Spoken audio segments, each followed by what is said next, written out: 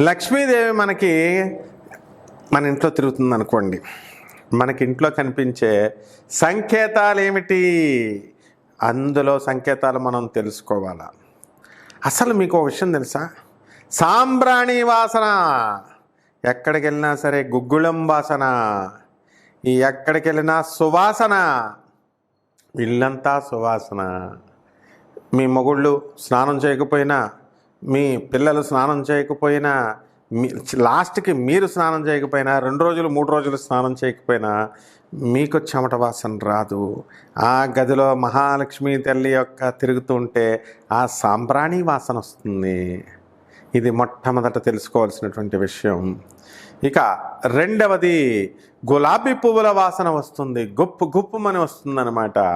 మహాలక్ష్మి అమ్మవారు మనకి కనికరించింది అంటే గులాబీ పూల ఫ్లేవర్ వాసన వస్తుంది. మూడవది, అగరబత్తీల వాసన వస్తుంది. ఇస్కాన్ లాంటి సంస్థల్లో ఆవు పేడతో తయారు చేస్తారు, మంచి సుగంధం.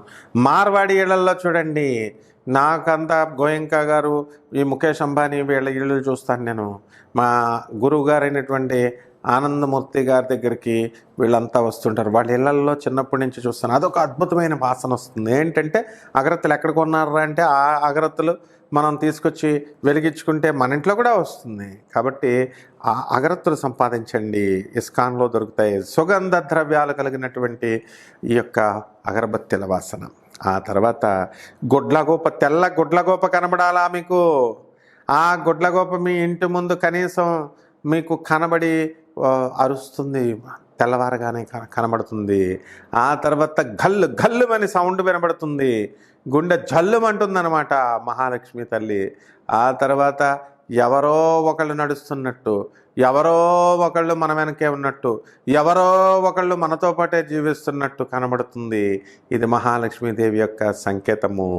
అలాగే మరి ఈ యొక్క ధనలక్ష్మి ఎంతసేపు కూడా గజ్జల సౌండ్ వినబడుతుందన్నమాట. మరి అలాగే ఈ యొక్క చిల్లరి ఎక్కువ వస్తుంది మీ ఇంట్లోకి. ఎవరిచ్చినా సరే చేంజ్. మరి బోయినపల్లిలో మరి ఒక కిరాణా షాప్ రన్ చేసేటటువంటి వాళ్ళు ఉన్నారు. వాళ్ళ ఇంట్లో మరి అక్షయ పాత్ర వచ్చింది. అక్షయ పాత్ర అది ఎప్పుడో తరతరాల నుంచి వస్తుందంట వాళ్ళ ఇంట్లో.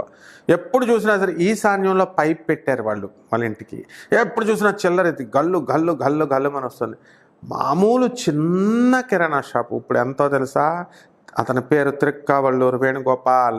అపార కోటీశ్వరుడైపోయాడు. అపారమైనటువంటి ధనం ఎలా వచ్చిందంటే కేవలము ఈ చిల్లర వల్ల వచ్చింది. కాబట్టి చిల్లర ఎక్కువగా వస్తే మీ ఇంటికి మహాలక్ష్మి వచ్చినట్టు లెక్క. ఆ తర్వాత మీకు చక్కగా అమ్మవారు ఈ కోకిల, మీ దగ్గర ఉన్నటువంటి చెట్లపై నుంచి కోకిల సౌండ్ పొద్దున్నే వినబడుతుంది. అలాగే పిచ్చుకలు కానీ ఈ యొక్క పక్షులు పావురాయలు కానీ మీ ఇంట్లో గూళ్ళు పెట్టాలా. ఆ తర్వాత ఆఖరిగా చెప్తున్నాను, పిల్లి డెలివరీ చేస్తుంది మీ ఇంట్లో. పిల్లి తనంతకు తానే తిరిగి వచ్చి మీ ఇంట్లో ధనం డెలివరీ చేసినట్లయితే వాళ్ళు ఖచ్చితంగా అపార కుబేర్లు అవుతారు. తంత్రశాస్త్రంలో ఏమని చెప్పారు? నల్ల పిల్లి వచ్చి ఈనితే దాని మాయని మీరు తీసుకోండి, బీరువాలో పెట్టుకోండి, అపార కోటీశ్వరులు అయిపోతారు అన్నారు. దీనికోసం అసలు ఇది ప్రాక్టికల్గా ఉన్నాయండి ఇవి? ఎక్కడన్నా పిల్లి మాయ వేసిన తర్వాత ఏ జంతువు మాయ తినేస్తుంది, కుక్క అయినా పిల్లి అయినా. అసలు దాని దగ్గరికి వెళ్తే మనల్ని చీల్చేస్తుంది అది. కాబట్టి తంత్రశాస్త్రంలో ఇలాంటివన్నీ కూడా మరి చెప్పారు. కానీ నల్ల పిల్లి మాయ అవసరం లేదు మనకి. అలాగే నల్ల పిల్లి కానీ మామూలు ఏ పిల్లి అయినా కానీ డెలివరీ కనుక చేసుకున్నట్లయితే బ్రహ్మాండంగా ఉంటుంది. కాబట్టి ఈ విధంగా మీకు రామచిలకలు, తర్వాత పిట్టలు. ఏ పిట్టలండి అవి? గువ్వలు, కోయిలలు. ఇవి వచ్చి కనుక మన ఇంటి చుట్టూ తిరిగిన, మన ఇంటి పైన చెట్టు బయట ఉన్న గ్యారంటీగా లక్ష్మి సక్సెస్. ఆఖరిగా కోతి మన ఇంటికి రావాలా, వచ్చి మన ఇంటి చుట్టూ కనీసం సంవత్సరంలో ఒక్కసారైనా కూడా మీకు వచ్చినట్లయితే బ్రహ్మాండంగా కలుస్తుంది. అలాగే నెమలి ఆ యొక్క వాయిస్ వినబడుతుంది, నెమలి డ్యాన్స్ వేస్తుంది, నెమలి కేకలు వినాలా. ఇలా వింటే మీరు ఆగర్భ శ్రీమంతులు అయిపోతారు. ముఖేష్ అంబానీ అంతా అయిపోవడం కూడా ఆశ్చర్యపడాల్సినటువంటి అవసరం లేదు. ఆయన ఏమైనా దిగొచ్చాడా ముఖేష్ అంబానీ? ఆయన కూడా మొట్టమొదట వాళ్ళ నాన్న ఒక 25 రూపాయల కూలి పని చేసుకునేవాడు, ధీరుభాయ్ అంబానీ. మరి ఆ స్థాయి నుంచి ఆ స్థాయికి వెళ్ళాడు. ఫుడ్ ఫ్యాట్స్ ఫెర్టిలైజర్స్ గోయంకా వాళ్ళ బంధువులే. ఆయన తాడేపల్లిగూడెంలో ఉంది ఫ్యాక్టరీ, గూగుల్ చేసి చూసుకోండి. సౌత్ ఆఫ్రికాలో ఘనా అనేటటువంటి ఫ్యాక్టరీ కూడా పెట్టాడు. 3F లేదా food fats fertilisers managing director Sushil Goenka మా గురువుగారి శిష్యుడు. మేము రెగ్యులర్ కలుస్తూ ఉంటాం ఆనంద్ మార్గ్ అక్కడ సైదాబాద్ కాలనీ హైదరాబాద్లో. మరి ఎందువల్ల అయ్యాడు ఆయన ఏంటో తెలుసా? 2 తరాల క్రితం తౌడు ఫ్యాక్టరీ, చిన్నది తౌడు వ్యాపారం చేసేవాళ్ళు, అందరికీ తెలుసు. ఇక్కడ హైదరాబాద్లో ఉన్న హైలం ఫ్యాక్టరీ కూడా వాళ్ళదే. మరి ఈ రోజున ఏమిటి అంటే అపార కుబేరుడు. ఇవన్నీ ఎలాగొచ్చినాయి? ఇవన్నీ ఈ లక్షణాలన్నీ వాళ్ళ ఇంట్లో మేము చూసాం. కాబట్టి ఏవో పుస్తకాలు చదివో లేదా ఎవడో చెప్పిన సోది చెప్పో కాదు, ప్రాక్టికల్ ఎక్స్పీరియన్సెస్. మా గురువుల దగ్గర నుంచి ఇంత వయసప్పటి నుంచి గురువుల కాళ్ళు పిసికి సేవలు చేసి చేసి చేసి మిమ్మల్ని కుబేరులు చేయడానికి మీకు ఎగ్జాక్ట్ సింపల్స్ చెప్తున్నాం.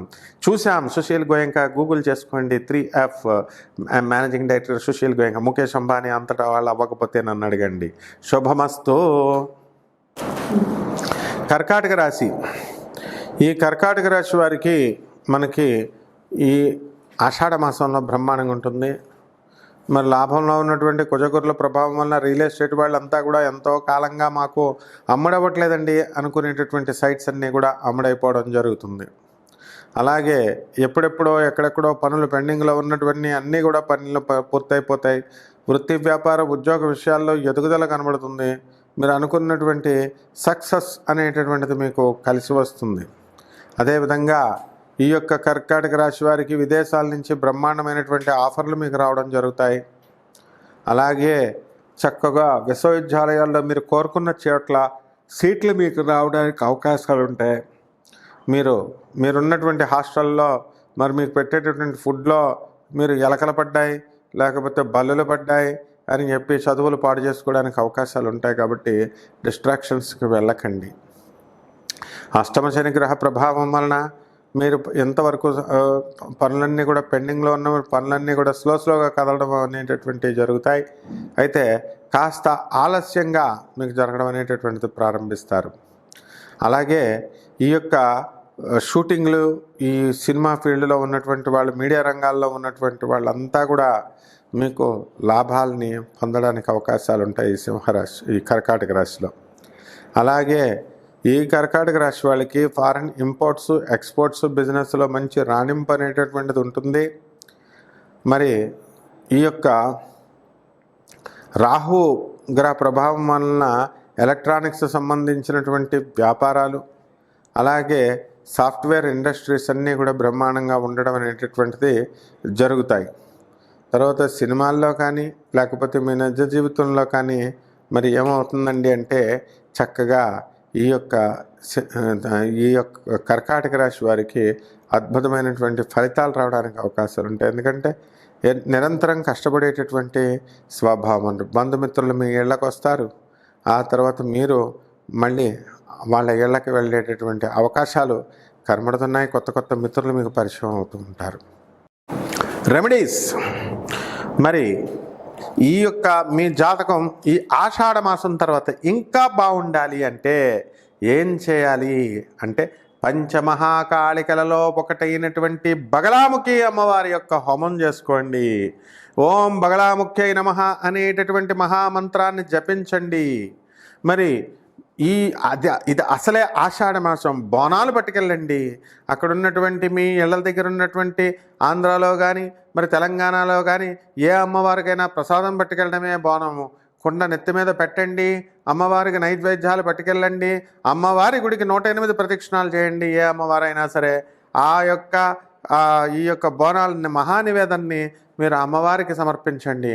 అలాగే మీ ఇంట్లో బగలాముఖి అమ్మవారి యొక్క హోమం చేయించుకోవండి. తర్వాత జపము కంపల్సరీ.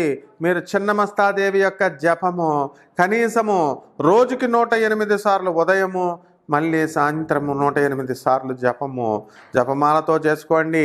మీరు అనుకున్నవన్నీ కూడా సక్సెస్ అవుతారు. ఏ పనైనా సరే అపనిందలు పోతాయి మీ మీద. తర్వాత రావి చెట్టు చుట్టూ తిరగండి. రావి చెట్టు చుట్టూ నీళ్లు పోస్తూ మరి దానికి 21 సార్లు ప్రదక్షిణలు చేయండి. ఈ విధంగా చేయండి. అసాధ్యమైనటువంటి పనులు ఏవి ఉండవు. మరి మీరు అనుకున్నది ఇంతకాలంగా మీరు అనుకుంటున్నారు నాకు ఈ పని అవ్వడం లేదండి అని, బిల్స్ కాంట్రాక్టర్లు ఎవరైతే ఉన్నారో గవర్నమెంట్ నుంచి రావాల్సినటువంటి బిల్స్ అన్నీ కూడా వచ్చేస్తాయి. నేను 2 సంవత్సరాల నుంచి ప్రేమలో ఉన్నానండి, వీళ్ళ చుట్టూ తిరుగుతున్నాను, సక్సెస్ కాలేకపోతున్నాను అనేటటువంటి వాళ్ళకి మీకు అవతల వాళ్ళు వశీకరణం అయిపోతారు. దశమహావిద్యల్లో ఉన్నటువంటి హోమం ఇది. కుంకుమార్చనతో క్రీమ్ క్రీమ్ క్రీమ్ అంటూ మీరు అమ్మవారి యొక్క ఆ యొక్క యంత్రం పైన కానీ, అమ్మవారి యొక్క పాదపద్మాల దగ్గర కానీ, ఆ చిన్నమస్తాదేవి యొక్క పాదాల దగ్గర కుంకుమార్చన చేయండి. మీరు అనుకున్నది మీరు సాధిస్తారు. అలాగే మరి రాహువుని కంట్రోల్ చేయాలి. మినుముల్ని, కిలోంపావు మినుముల్ని, ఆవు పేడ రంగు ఉన్నటువంటి వస్త్రాల్ని పేద బ్రాహ్మణులకి దానం చేయండి. అది కూడా శనివారం కరెక్ట్గా ఉదయం 8 గంటలకు చేయాలి. మరి అలాగే చక్కగా నవగ్రహాల చుట్టూ ప్రదక్షిణ చేయండి. ప్రదక్షిణ చేసి మీరు మనల్ని చక్కగా ఈ యొక్క రాహుకి ఓం రాహవే నమః అనేటటువంటి మహామంత్రంతో మీరు జపం చేయడం ద్వారా ఈ రాశి వారందరూ కూడా బ్రహ్మాండంగా వృద్ధిలోకి వస్తారు. ఈ నెల మీరు విజయాల్ని చవిచూస్తారు.